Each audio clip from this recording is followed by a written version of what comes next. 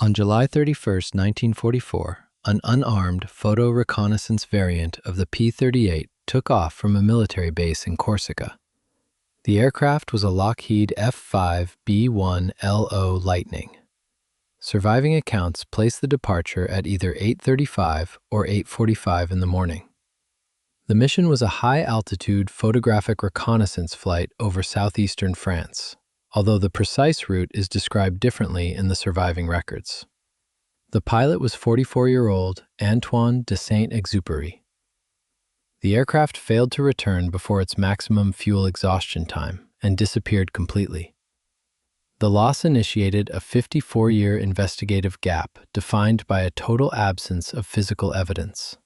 When an aircraft disappears over the ocean without continuous radar tracking or localized visual witnesses, the potential search area expands rapidly as uncertainty accumulates around the intended route, remaining fuel endurance, weather, navigation error, and the estimated time and position of the loss.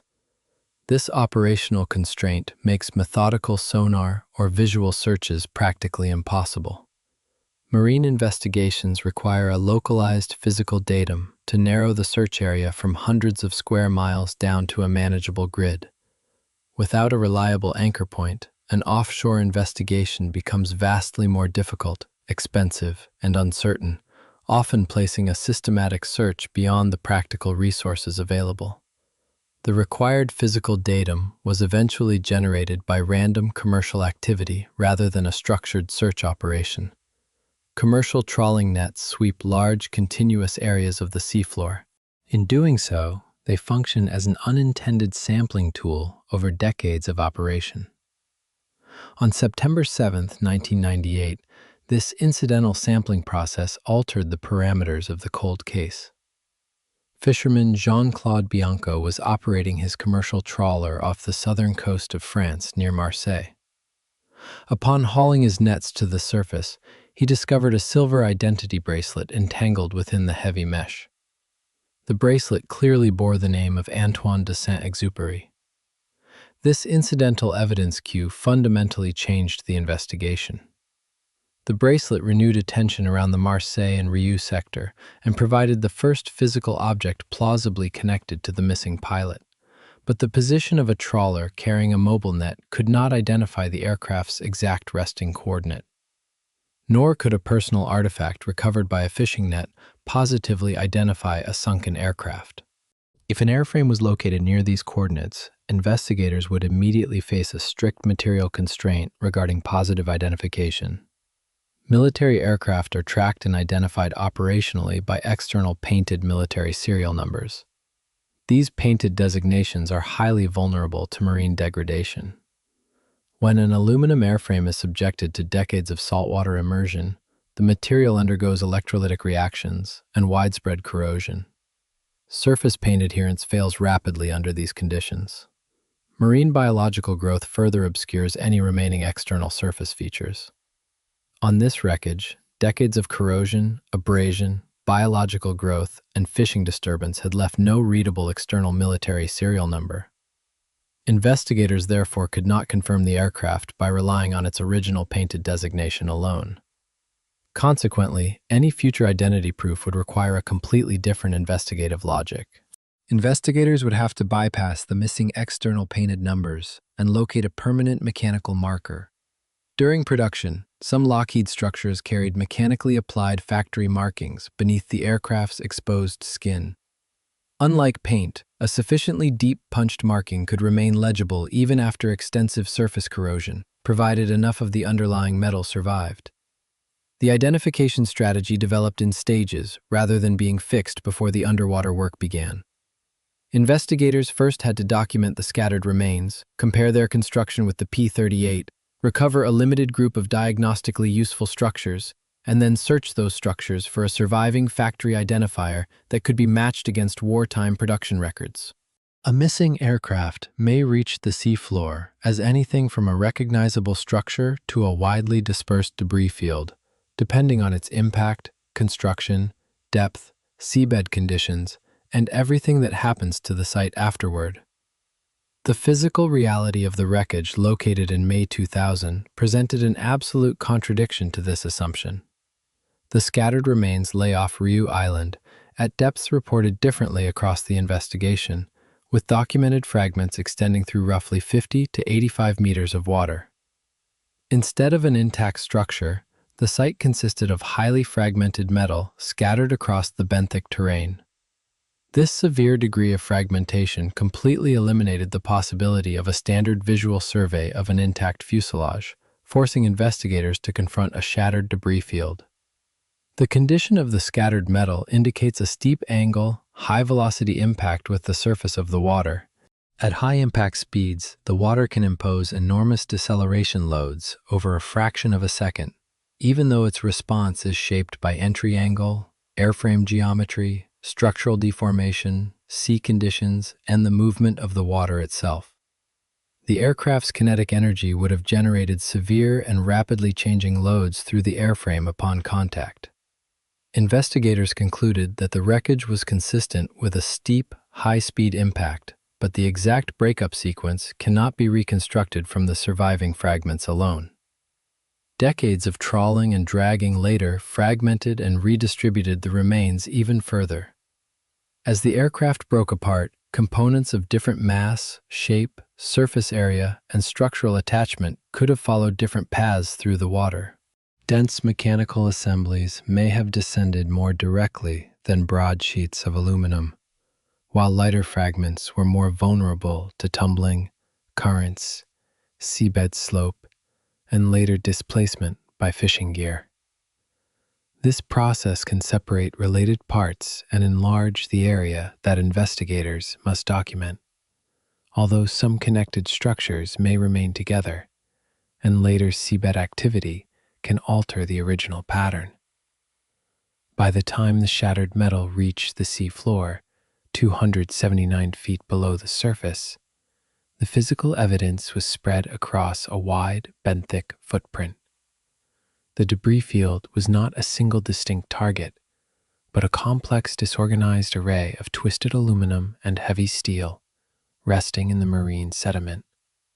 Over half a century, the ocean environment aggressively integrated the scattered metal into the coastal shelf. Saltwater exposure triggered immediate galvanic corrosion across the differing metal alloys of the shattered airframe. Steel bolts and aluminum panels reacted chemically in the conductive seawater environment, degrading the physical integrity of the individual parts. Marine organisms quickly colonized the exposed surfaces, covering the wreckage in thick layers of biological concretion.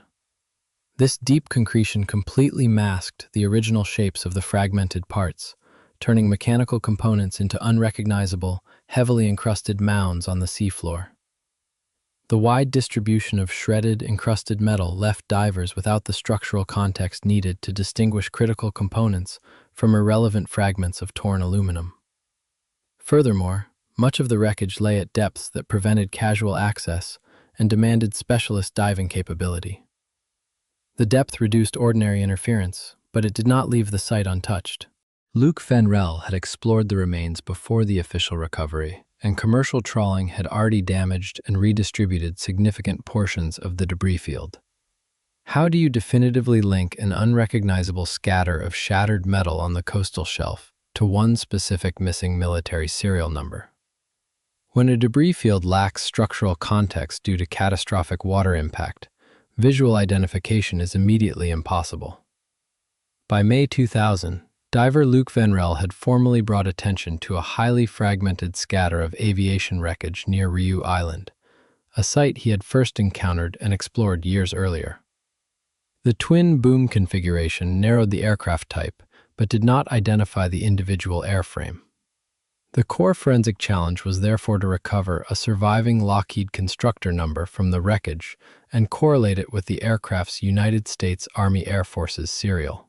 Any surviving suffix would identify the side of the structural assembly on which the marking appeared.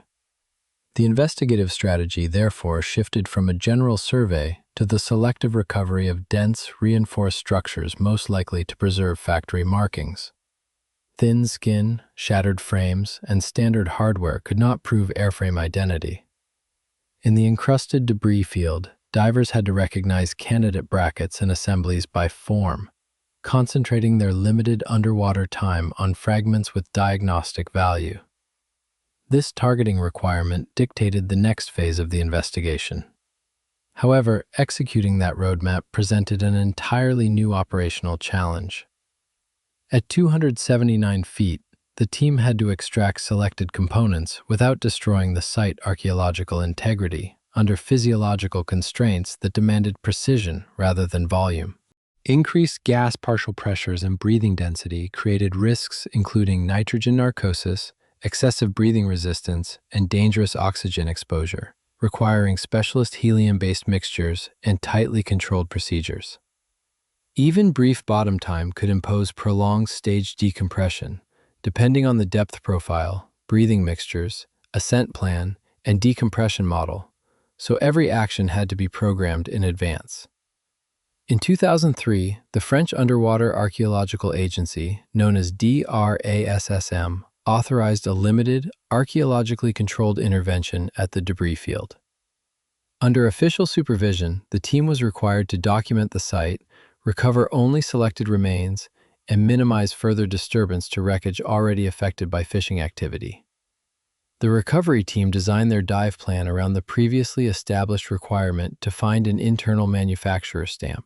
They bypassed the shredded aluminum skin panels and crushed cockpit framing, descending directly to the dense mechanical assemblies. Among the structures selected for recovery were elements associated with the landing gear, tail, turbocharger, and the turbocharger's supporting assembly. Because this component was situated within a tangled matrix of crushed metal and marine sediment, the extraction had to be managed with surgical care. In underwater archaeology, an object removed without recording its original context loses significant forensic value. The orientation and exact location of the turbocharger panel had to be verified relative to the rest of the debris before any lifting forces were applied. Once the selected structures had been documented, the COMEX recovery team carefully separated and raised them under the conditions of the archaeological authorization. The surviving operational accounts do not establish the exact rigging system or lifting sequence used for each component. The recovery was conducted selectively, but it did not end after a single panel was raised. Several substantial fragments were brought to the surface for examination under the supervision of the French archaeological authorities. Most of the shattered debris field remained on the seabed, although its original archaeological context had already been substantially altered by decades of trawling and dragging. The recovered structures were transferred to the surface, but dense marine growth and corrosion still concealed whether any of them carried the identifying mark the investigation required. Once the targeted forensic extraction was complete, the investigative focus shifted entirely from operational lifting logistics to meticulous laboratory conservation. The recovered left turbocharger panel arrived at the surface completely encapsulated in a dense matrix of calcified marine biology and oxidized metal.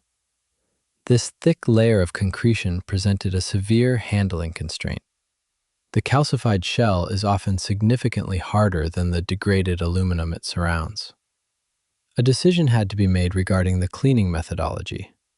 If technicians applied aggressive mechanical force or harsh industrial abrasives to rapidly strip the biological layer, they risked shearing away the fragile, corroded aluminum directly beneath it.